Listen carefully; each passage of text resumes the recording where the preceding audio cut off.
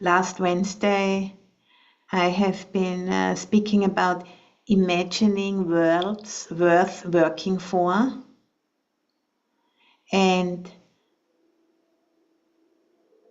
that coming to a point from where we can see our world differently involves also coming to see ourselves differently. We can't imagine worlds differently if we have not changed. This is just impossible. That's the reason I think why there's so much confusion now and everybody asking, what can I do? What can I do? What can I do? And the most important thing is to look at those habitual patterns of thinking which keep us trapped in modernity.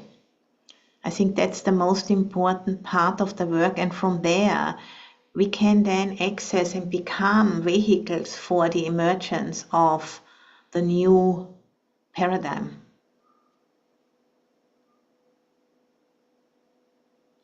And the most important thing, for the mainstream to understand at this time is that we are part of a living, intelligent Earth, a vast self-regulating organism from which we have emerged, and then we will go back into it after death. So, that death isn't really the opposite of life, but death is the opposite of birth.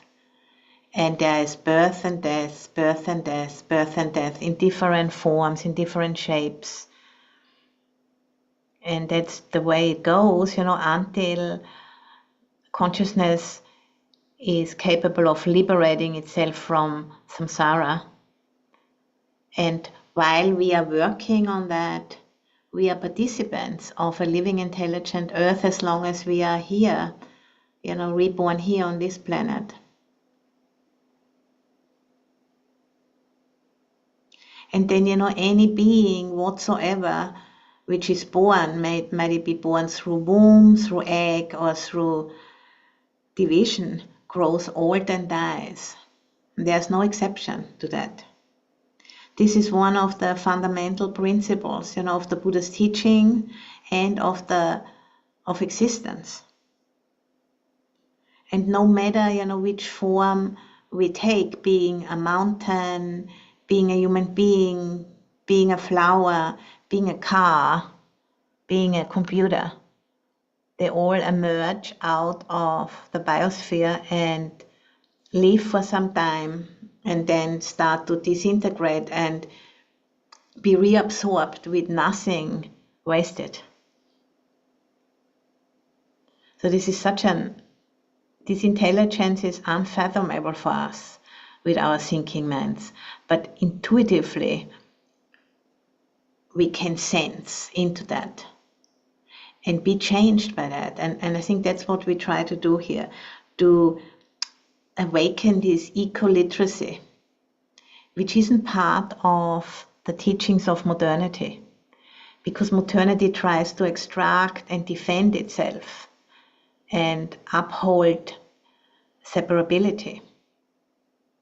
But if we as a species, want to make sure that there is a place to land for future generations, we need to develop this eco-literacy very urgently, most of all. And then, through that, the defense of modernity is slowly but surely losing its grip on us.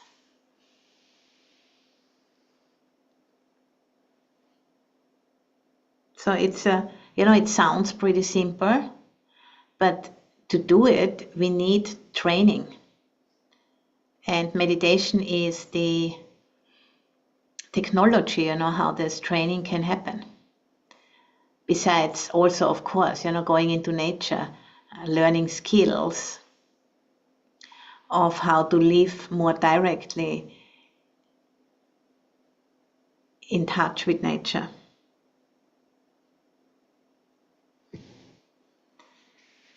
And I brought a quote by Bill McKibben, which I have gotten yesterday.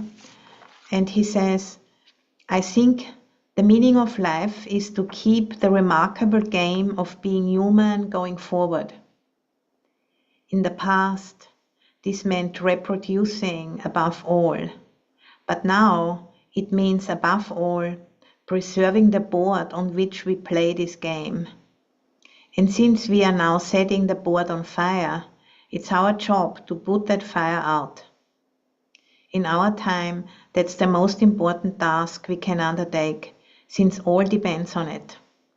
The best thing about the human game is that it potentially can stretch far out into the future, but only if we act now. But then, if we act from the same consciousness which has created the issues, then our acting will not be really beneficial. So we need to also work on our hearts and on our minds, so that these actions which come through us will really contribute to sustainability.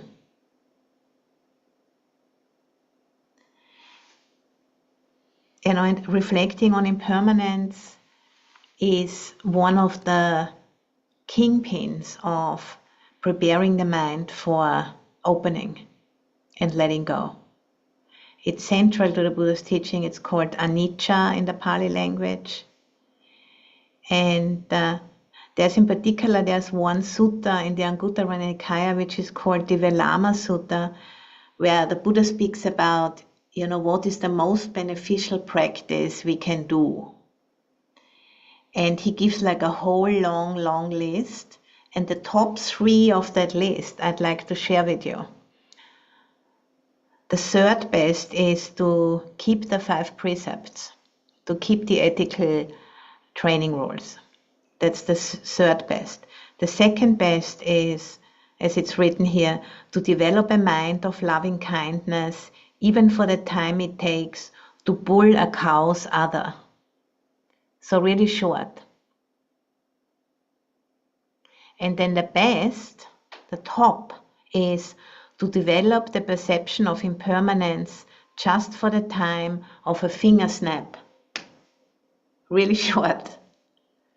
So this is considered actually more conducive for developing wisdom than keeping even the precepts. So the impermanence of everything is central, to the Buddha's teaching, and he's not the only one. Even, in Greece at the same time, there was, for example, Heraclitus, who taught also about you can't step into the same river twice. The Buddha added other teachings to it as well, in particular, what's called not self or emptiness, which empowered the understanding of impermanence. And impermanence, unsatisfactoriness, and not self or emptiness, those 3 characteristics, they work together to liberate the mind from clinging. The name of the sutta is Velama Sutta in the Anguttara Nikaya 920. Anguttara Nikaya 920. So realizing and integrating this insight into our being is called wisdom in the Buddha's teaching. Panya in Pali, or prajna in Sanskrit. So that's the liberating insight. All conditions are impermanent. They arise and cease.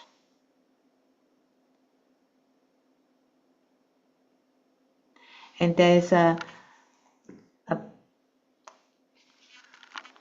part of what's called the traditional funeral chanting, which I need to do today for somebody who died. And the text is very short for this little part, and it goes like this. Anicca vata sankhara upadavaya dhammino upachitva niruchanti te sangvupasamo sukho. And that says, conditions truly they are transient. With the nature do arise and cease. Having arisen, then they pass away. Their calming cessation is happiness. So really, starting to understand through the practice that ending of things isn't because we've done something wrong, or we haven't been trying hard enough, or there's something not quite working right, but it is part of how things work. And this is something for us, people, who've grown up in this paradigm of modernity. It's something we need to really pay attention to. So it basically clears away those confused assumptions. And then the result of that is wisdom. And wisdom in English, can mean various things such as knowledge or learning, erudition, soundness of judgment, etc. But Panya is not considered to be a body of knowledge, but more a capacity, a faculty such as intelligence.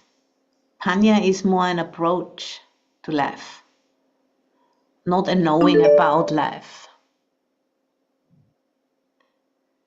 And if we look at the word particularly in the Sanskrit, prajna, pra is a prefix which means something like before, and nya is knowledge. So it means before knowledge, before the thinking mind comes in. So it's more a verb than a noun, and it has an active element to it. So it's a knowing before knowledge has descended on it and added stories on top of it. A direct knowing with the body, with the heart, with the chitta.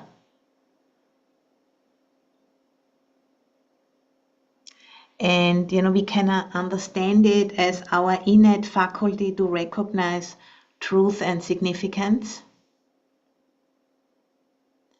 So when we directly experience something and the heart kind of leaps up to it and it knows, yes, this is how it is. It's an awareness, an intelligence, intuition. And above all, it comes from a sensitivity. A sensitivity which is a capacity to be affected by reality. Reality, which can't be captured into words. But it's a sensitivity which has this capacity for directly being in contact. Like transmission could be a word for that, And words can help us, to point the chitta in that direction, but the experience need to be had individually by the wise, as it said in the scriptures also. We need to individually realize it. And how do we do that? By expanding perception, we are allowing fresh observations, to become conscious and have a more intimate relationship with life. And then in this way, certain features of life are revealed. Through the signposts of the teaching, we start to look differently at our experience. Usually we are so kind of mesmerized, by wanting or not wanting something. And by the old stories, what we should want and what we shouldn't want and all of that. And then there is an over zooming in that way, and all the other features of experience are not really taken in. But through the Buddha's teaching, we try to pay attention to features we usually don't pay attention to, because we don't particularly find them likable or interesting.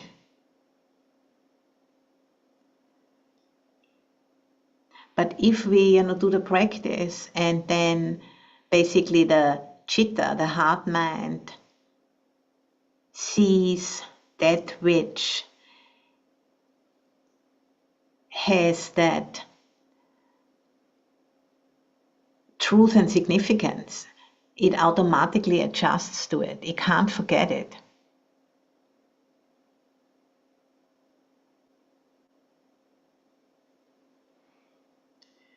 And then there's a letting go of habitual clinging. It might take some time, but that's what's happened. I can observe that, about my own life, how it started, that I began to practice was by seeing other practitioners, who were already further along the path than myself. And I deeply, deeply recognized that truth and significance, that we can work on ourselves. We can change the way our minds work. And then, there is less suffering. So adjusting to reality is called panya in the Buddhist teaching. It's called wisdom in the Buddhist teaching. And here in the Earth Room, I have a statue of Prajnaparamita, which is the personification of wisdom in the form of a woman.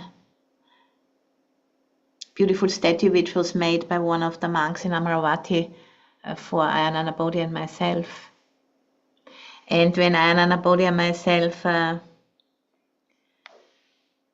parted, Ayanana Bodhi got the library and I got the statue. Because I think that statue is containing all of the books.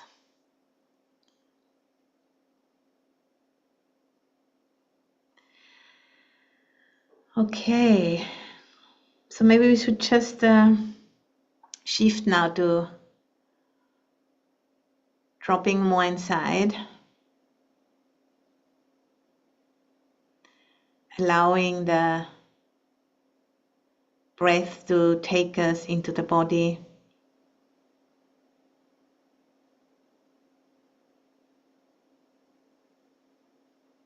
Those bodies which are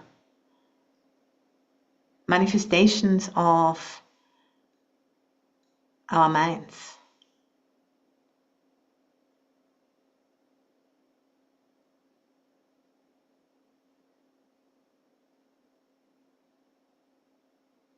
And our consciousness has taken us to this planet. And we are, now grown-ups, at least physically speaking. Grown-ups on this planet who start to see that some significant changes need to happen.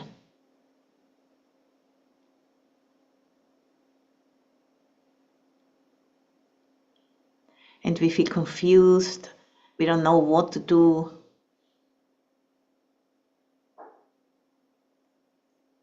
Because we are thinking about doing inside of the old paradigm still. And that's okay, we just need to recognize it. That kind of doing, which comes from the thinking mind. Well, we are called now to, first of all, to drop in.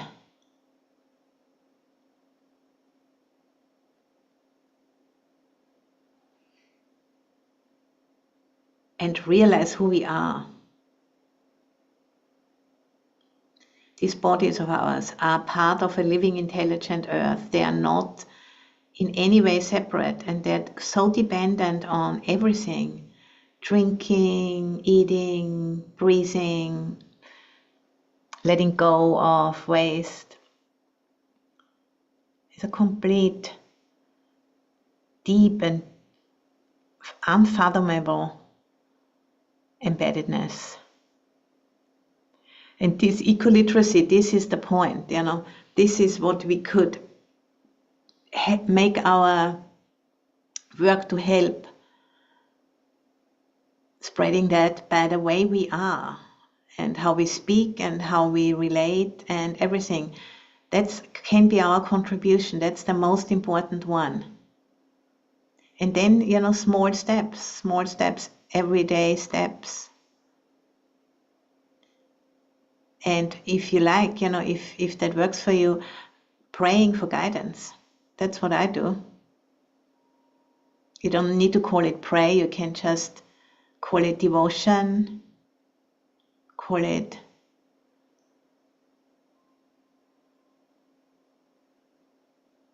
reverence.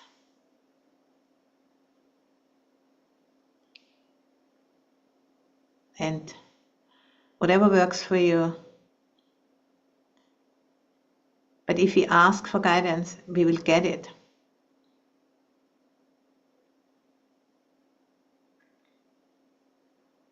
And going through the this clearing out process, which we call practice. And it has always been challenging, even when there was no polycrisis on the planet. But now it's particularly challenging, yes.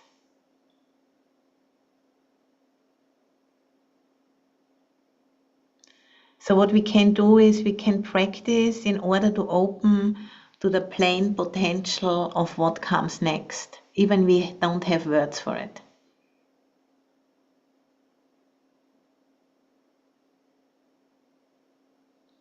The plain potential of what comes next.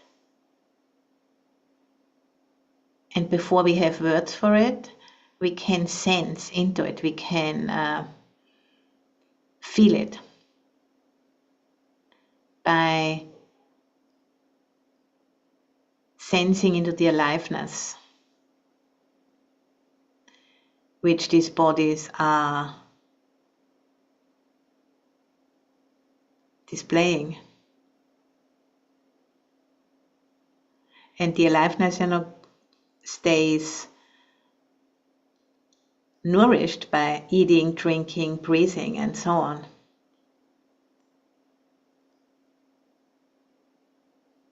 So let's just do that with the intention of receiving information of how we can benefit that process, how we can amplify it, so that others might also hear it, hear the calling, this truth and significance at these times. Doing it for future generations.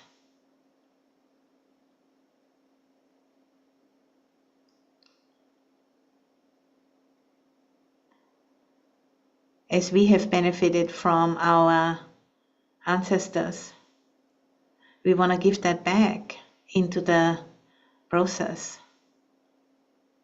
This is the fulfillment of a human life, is to give back everything we have received to grow into the person we are right now.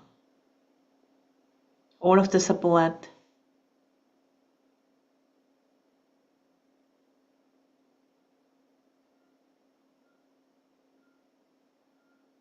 without any judgment, without any guilt tripping, without anything, just allowing it to be there. We don't need to add anything to it. And I think that's that urge, to evolve, to give back, no matter what we have done or where we come from or how long it has taken us to notice it. It doesn't matter. Here we are. And times are urgent. We need to slow down to connect with that ancient, archaic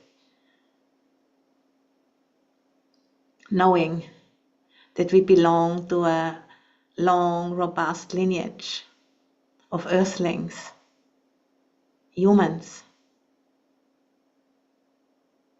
which are doing this since a very long time. Proto-humans, are around since about, I think, 2.5 to 3 million years. And before that, all other life forms which gave support for proto-humans to emerge.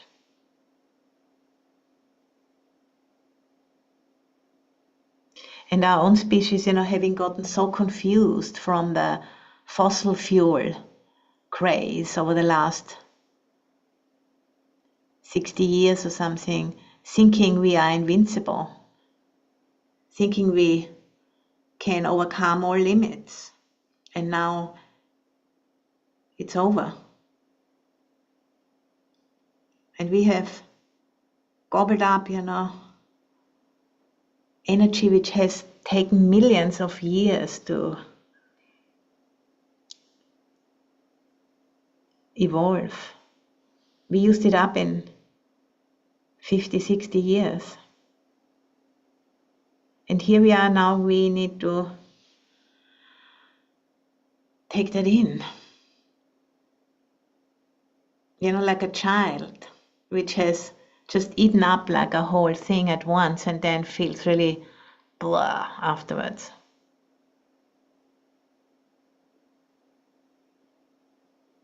But this is part of how evolution works. The sobering of youth, going into a phase of initiation of what's asked of us on the other side of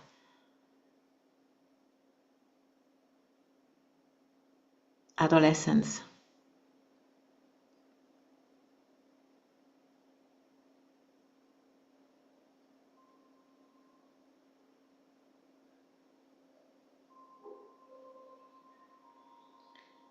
So if we don't know what to do, we can always connect with that plain potential and allow, those old patterns, those old stories be cleared out, however long it takes. But the intention is paramount here. And they're asking for support, they're asking for help. The offering of oneself, meaning the ego, and the efficiencies which we have gotten used to, which are not translatable into this work. I find that also difficult.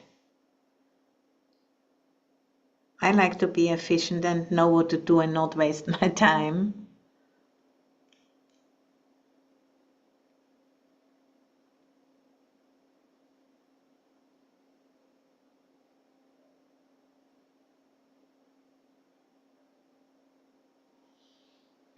So, allowing all of that to be felt, to be sensed,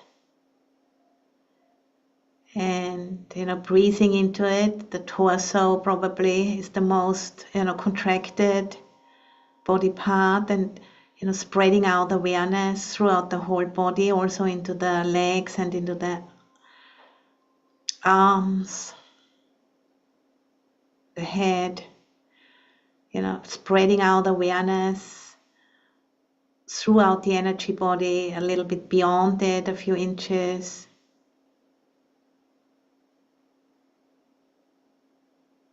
Allowing this digesting, this metabolizing to happen. Strengthening our stomach by eating things, metaphorically, and we usually keep at arm's length because they don't taste nice.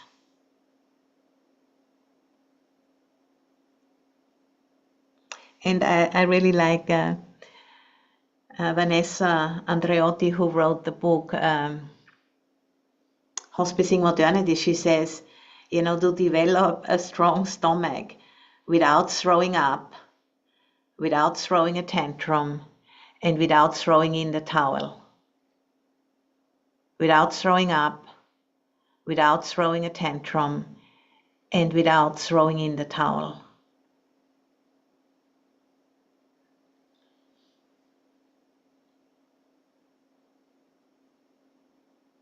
And just simply being with the confusion consciously, that is the precursor for any kind of beneficial contribution. At the time when an old paradigm is dying, that's part of that process. It's not our fault. This is how it works. That chaos is the potential for what comes next, for being able to imagine worlds worth working for. We have to be willing to go through that chaos, the internal chaos and the external chaos, and all of the fears and everything, which is thrown up, and not throwing in the towel, not throwing a tantrum, keeping it in a tender, loving way, keeping it conscious, making the space for it. That's what wisdom is in the Buddha's teaching. Not a body of knowledge, knowing what to do next, but it's more like knowing how to meet the present moment.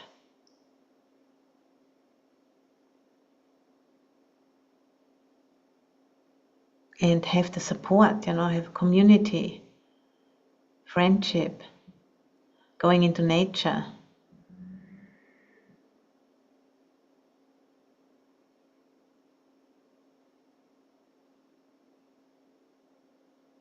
We are all together in this, of course.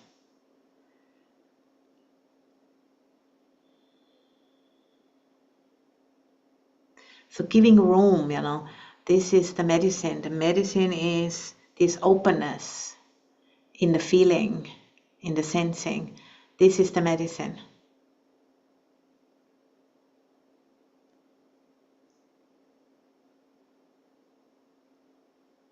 And what emerges first is eco-literacy, knowing that we are part of a living, intelligent earth, and from that, knowing we can serve something so much bigger than ourselves. But first we need to know it, that we are not separate.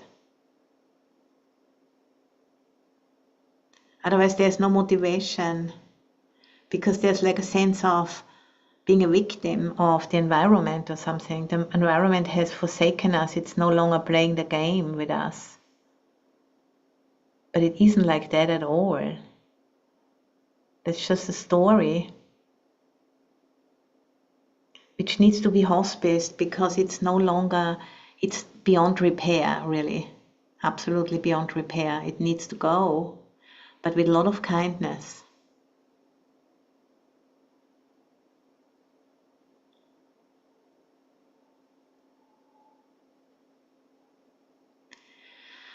So sensing into the torso.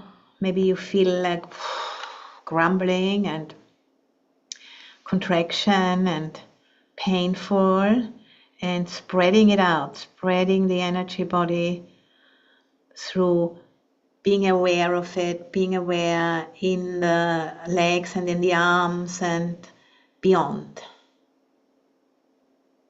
Spreading out the awareness, creating more space for the process to take place in us, so that we can serve it better.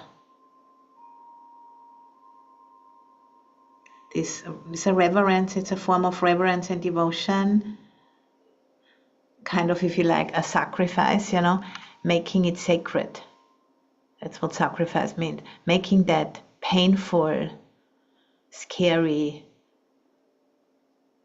remembering, making that a sacred practice. Maybe that can help to muster some more courage and willingness to be in it.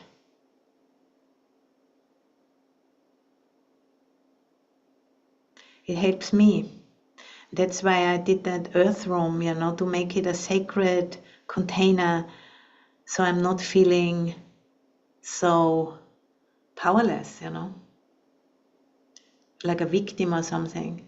No, I'm invited to contribute, to take part. But not just like by thinking about it, but by really shaping up in that direction. The formation, by taking in the information, the formation is going to be adjusted. And it's a slow process, and there might be sometimes leaps, but nevertheless, it is what it is, and you're not alone with it.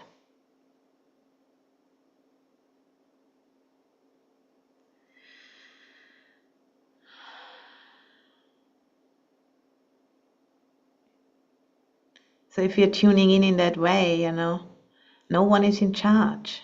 It is what it is. It's this self-regenerating intelligence of the planet which can speak to us if we are ready for it, if we make space inside the body first. And then it will slowly inform us, and it will change us, and then our actions will spring forth from that changed seeing of ourselves.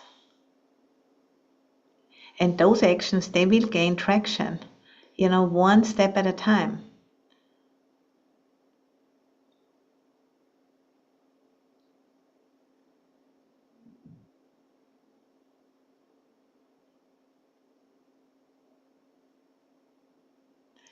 And sensing the grumbling, inside, the confusion, the nausea, the whatever, hard to say what it is. But this is what it takes.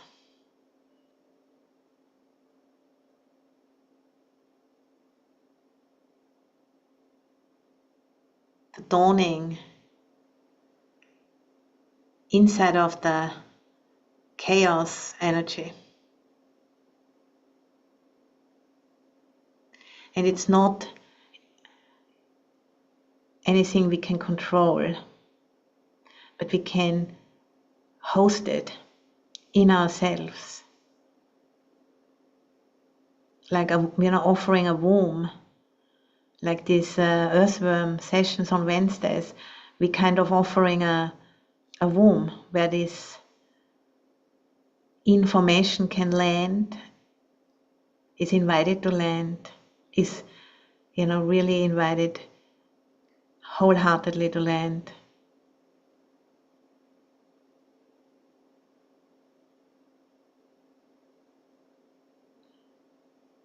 The plain potential of what comes next.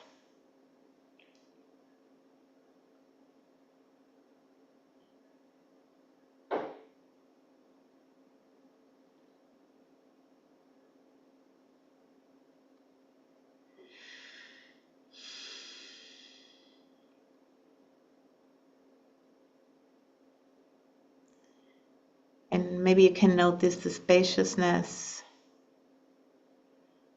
with the out breath, relaxing into that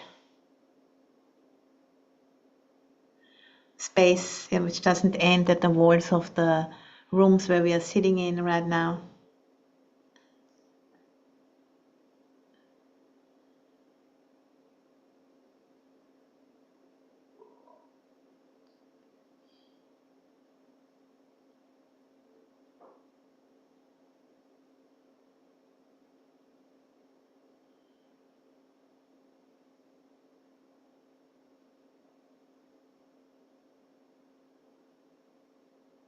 And all of those knots there in the stomach, or in the body, in the torso, allowing those knots to disentangle themselves.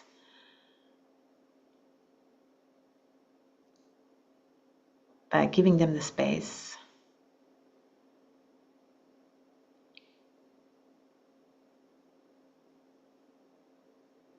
And being willing to feel how it feels.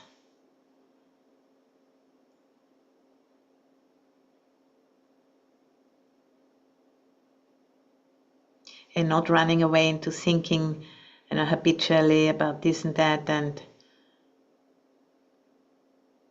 escaping from the direct transformation work. Which there is no way that we're going to get to the other side of modernity without that.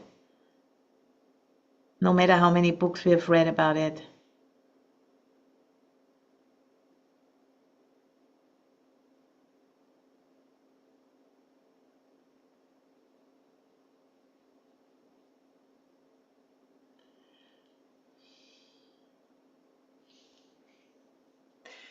So we have like a few more minutes, and I'd like to, altogether like 8 more minutes, I want to share a poem again, which I've read last time, but I read it again. And it's called The Dakini Speaks by Jennifer Welwood. Dakini being the feminine principle in Vajrayana. My friends, let's grow up. Let's stop pretending we don't know the deal here. Or if we truly haven't noticed, let's wake up and notice. Look, everything that can be lost will be lost. It's simple. How could we have missed it for so long? Let's grieve our losses fully, like ripe human beings. But please, let's not be so shocked by them. Let's not act so betrayed, as though life had broken her secret promise to us. Impermanence is life's only promise to us, and she keeps it with ruthless impeccability. To a child she seems cruel, but she's only wild, and her compassion exquisitely precise. Brilliantly penetrating, luminous with truth, she strips away the unreal to show us the real. This is the true ride. Let's give ourselves to it. Let's stop making deals for a safe passage.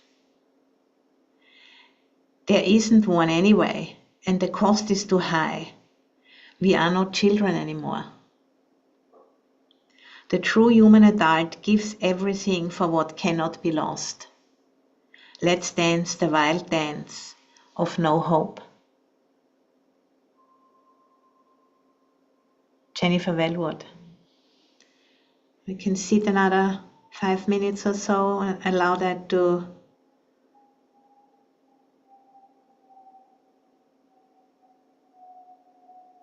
be digested.